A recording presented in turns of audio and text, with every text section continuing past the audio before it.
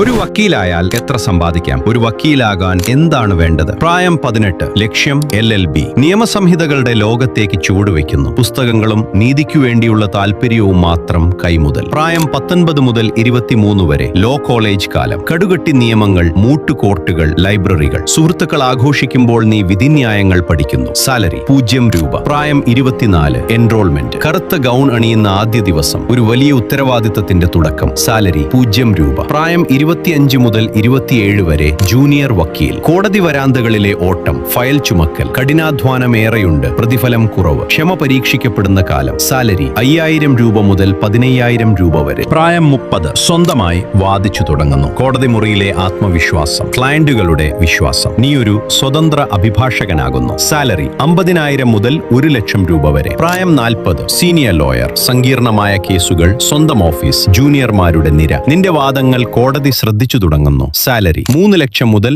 8 ലക്ഷം രൂപ വരെ. പ്രായം 50+, നിയമലോകത്തെ അതികായൻ. ഒന്നുകിൽ പ്രമുഖ സീനിയർ അഡ്വക്കേറ്റ് അല്ലെങ്കിൽ ജഡ്ജി. നിന്റെ തീരുമാനങ്ങൾ നീതി നടപ്പിലാക്കുന്നു. സാലറി ലക്ഷങ്ങൾ ഓരോരോ സിറ്റിംഗിനും.